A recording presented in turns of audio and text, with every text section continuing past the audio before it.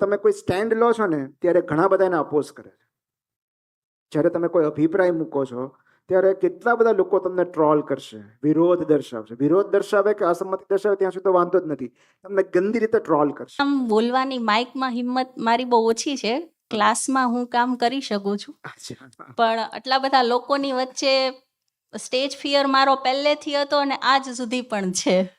એટલે તમને દક્ષિણામૂર્તિ વધારે ગમે. હા. કારણ કે આમાં દક્ષિણામૂર્તિમાં તો જે આગળનું સ્ટેજ છે ને એનું નામ જ અભિવ્યક્તિ રંગમંચ છે, કે ત્યાં આગળ તમારે મોજ પડી કરો, આવીને સ્ટેજ પર ચડી જાઓ, બસ સ્ટેજ પર ચડી જાઓ. મારી શાળામાં પણ એવું છે, બાળકો બોલી શકે છે પણ હું નથી બોલી શકતી હજી પણ. એનું કારણ છે કે આ છે ને અભિવ્યક્તિ એનો ડર હોય, અને ઇવન આ અભિવ્યક્તિના દુષ્પરિણામો પણ આવે જ છે, એના ભયસ્થાનો છે જ, અને એ કદાચ હું તમને વધારે સારી રીતે કહી શકીશ. કારણ કે જ્યારે તમે કોઈ સ્ટેન્ડ લો છો ને ત્યારે ઘણા બધા એને અપોઝ કરે છે. જ્યારે તમે કોઈ અભિપ્રાય મૂકો છો ત્યારે કેટલા બધા લોકો તમને ટ્રોલ કરશે, વિરોધ દર્શાવશે. વિરોધ દર્શાવે કે અસંમતિ દર્શાવે ત્યાં સુધી તો વાંધો જ નથી, તમને ગંદી રીતે ટ્રોલ કરશે, તમને જજ કરશે.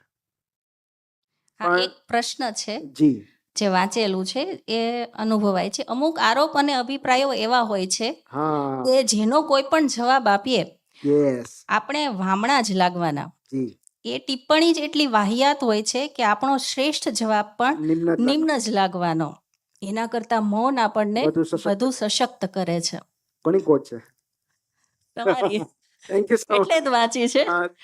અને આવું થાય છે, કામના સ્થળ ઉપર આવું ઘણીવાર બને છે, અને ઘરેથી સપોર્ટ પણ કરે છે કે રિએક્ટ નહીં કરવાનું, રિએક્ટ કરશું એટલું એ લોકો વધારે મજા લેશે.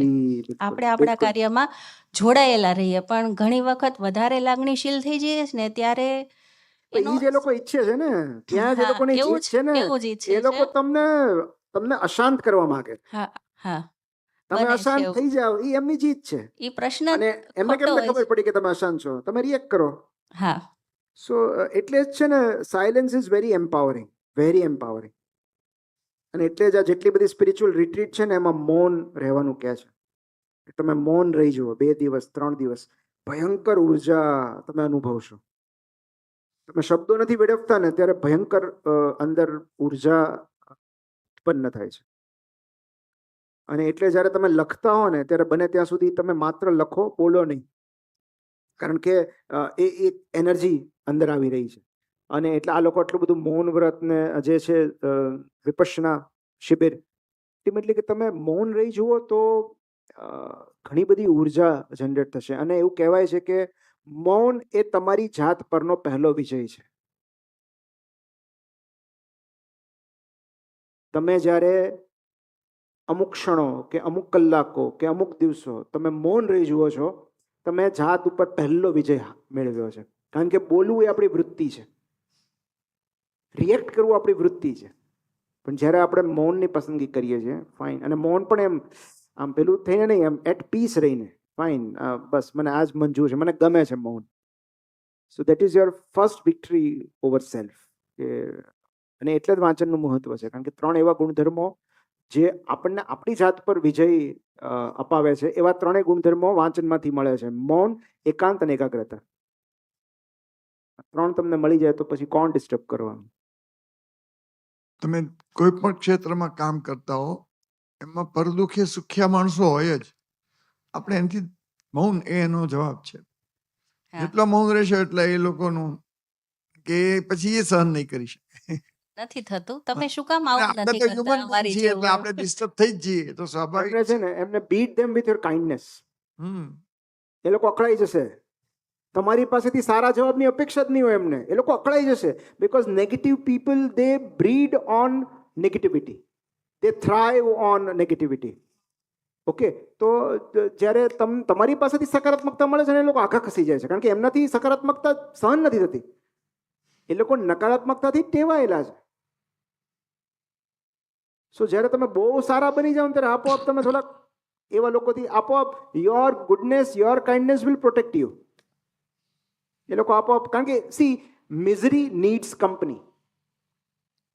દુઃખી લોકોને, દુઃખી આત્માને કંપનીની જરૂર હોય, એટલે એ લોકો તમને એમના સ્તરે ઢસડી જવાનો પૂરો પ્રયત્ન કરશે. તમે ત્યાં સુધી જાઓ છો કે નહીં, અને પછી પોતાના અનુભવથી તમને હરાવી દેશે, કારણ કે એમાં તો એમનો અનુભવ છે, માસ્ટરી છે. સો બેટર એ છે કે never fight with a pig ultimately, અને આનંદમાં જ રહેવાનું. યુ બોથ વિલ ગેટ સજા ડર્ટી. છે. તમે આનંદમાં રહ્યો જ એની સજા છે. હા, હા હા એ સૌથી મોટો જવાબ છે, તમાચો છે, સૌથી શ્રેષ્ઠ બદલો છે. તમે આનંદમાં, તમે મોજ, એઝ ઇફ ઇનસિગ્નિફિકન્ટ લોકો કેટલા બધા એવા હોય છે કે જે વિઘ્ન સંતોષીઓ હોય, જેમનાથી આપણી સફળતા જોવાતી ન હોય, આપણી શાંતિ જોવાતી ન હોય, આપણું સુખ જોવાતું ન હોય, અને એ લોકો કાંકરી ચાળો કરશે જ. પણ જો આપણું લક્ષ્ય બહુ મોટું હોય તો આપણા માટે એ લોકો હંમેશા ઇનસિગ્નિફિકન્ટ જ રહેવાના. અને શુલ્લક લોકોની વાતનું શું ખરાબ લગાડવાનું, મતલબ એ લોકો એટલા મહત્વના જ નથી કે એને કાંઈ રિએક્ટ કરવું પડે એમ. જે લોકો ખરેખર મહત્વના છે એમના રિએક્શન્સ મેટર કરે છે, પણ જે લોકો મહત્વના જ નથી, so nobody can make you feel inferior without your consent. So nobody can insult you without your consent. If you take it તો થાય ને. બુદ્ધે નહોતું કીધું કે તમે મારું અપમાન કરો, પણ હું સ્વીકારું તો અપમાન થાય ને. તમે કોઈ બીજી ભાષામાં કરી જુઓ, ફ્રેન્ચમાં, હું હસતો રહીશ, મને સમજાતું જ નથી તમે શું બોલો છો, તો શેનું અપમાન થયું? આ તો ગુજરાતી સમજાય છે એટલે આપણે આને આવું કહી દીધું. તો એ તો બધું જે આપણી અર્થઘટન છે એના પર પ્રોબ્લેમ છે ને બધું, બિકોઝ આપણે અર્થઘટન કરીએ છીએ તમે શું કીધું. સો ઇટ ઇઝ લાઈક કે કંઈ વાંધો નહીં, નો પ્રોબ્લેમ. અને જ્યારે આપણને ઇન્ટરનલ ક્લેરિટી હોય ને, અંદરનો અવાજ સ્પષ્ટ સંભળાતો હોય ને, પછી બહારનો અવાજ ગૌણ થઈ જાય. જે કેવું કોને, હું 2 વસ્તુ વધારે ઉમેરી દઈશ એમાં. ઓકે ને, અમુક ઉંમર પછી 40 પછી તમારે જે વાતો કરવી કહો, મારા વિશે જે સાંભળવું હોય, જે અફવા હોય એને સાચી માની લેજો, અને એમાં કાંઈ ખૂટતું હોય તો મને કહેજો, 2 વાતો હું ઉમેરી દઈશ. કારણ કે પછી તમારી પાસે ઉર્જા જ નથી હોતી. અમુક એજ પછી છે ને, એમ કે 5 + 5 11 થાય. હા, સાચી વાતો થાય, થતા હશે, તમે કહો થતા હશે, પછી તમે ડિફેન્ડ નથી કરતા, જશે હશે. તો એ દરેકની સામે શું જાતને સાબિત આપવાની છે? You don't need to prove your worth. એમાં આવા શુલ્લક લોકોની સામે કાંઈ જ નહીં, જે કે હા બરાબર છે. બેઝિકલી આપણો હેતુ એક એવું કલ્ચર ઊભું કરવાનો છે કે જ્યાં ફિયર ઓફ જજમેન્ટ ન હોય, જ્યાં રડવું સાહજિક હોય, જ્યાં નિષ્ફળ જવું સાહજિક હોય, જ્યાં પડવું સાહજિક હોય, અને કોઈ ભય ન હોય, કે એક એવું કોમ્યુનિટી એનું આપણે, કે બીજું કોઈ હોય કે ન હોય, એટલે આપણે બધા એકબીજાને સમજી શકીએ, આપણે બધા એકબીજાની સાથે હોઈએ. That is ultimate. કારણ કે એમણે જે મહેંદીની વાત કરી, એમણે ત્યારે કરી હોય જ્યારે એમણે એ ત્યારે શેર કર્યું હોય, એ આપણે ક્રેડિટ લેવા જેવું છે કે એમણે એ વાત ત્યારે શેર કરી હોય જ્યારે એમને ખબર હોય કે અહીંયા જેટલા લોકો છે એમાંથી કોઈ એને જજ નહીં કરે. તો એણે એટલો આપણામાં ભરોસો રાખ્યો છે કે આપણે એને જજ નહીં કરીએ.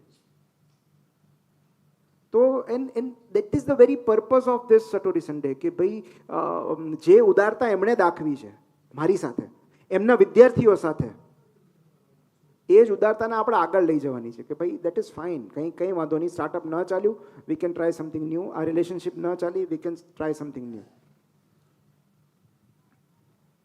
ધીરે ધીરે સાથે લઈને ચાલશું તો નક્કી ક્યારેક તો વહેલા મોડા તો પહોંચી જ જશું. અત્યારે ભાવનગરથી નીકળ્યા છે, કાલે રાજકોટ જશું, પછી વડોદરા જશું, પછી સુરત. હા, તો એ બાય ધ વે સટોરી ઇંગ્લિશમાં આવી રહી છે. યસ. સો ઘણા વખતથી ચાલતું હતું, કારણ કે બહુ જ ડિમાન્ડ હતી કે સટોરીને ઇંગ્લિશમાં લઈ આવવું છે, અને મેં કંઈ એવા એક્ટિવ પ્રયત્નો કર્યા નહોતા, કારણ કે મારો બહુ અનુભવ સારો નથી રહ્યો ઇંગ્લિશ પબ્લિશર સાથેનો. તો એક ડૉક્ટર છે, MBBS છે, જે અત્યારે ફાર્મેક કરી રહ્યા છે, MD એક્ઝામ આપી રહ્યા છે, અમદાવાદના છે, ડૉક્ટર મારુત કરીને. એમનો સામેથી એમણે અપ્રોચ કર્યો કે હું મારું નવું પબ્લિકેશન સ્ટાર્ટ કરું છું, મતલબ નવી પબ્લિકેશન હાઉસ ખોલે છે, ડૉક્ટર છે, તમે જે વાત કરી ને, ઇઝ MBBS, MD ફાર્મેક કરી રહ્યા છીએ, પણ હજી એક્ઝામ બાકી છે, પણ એ કે મારે પહેલાં આ તો કરવું જ છે. તો એમને પુસ્તકોનો ગજબ શોખ છે, અને એ કે મારે મારું પબ્લિકેશન હાઉસ શરૂ કરવું છે, અને એમાં પહેલું પુસ્તક મારે સટોરી કરવું છે ઇંગ્લિશમાં.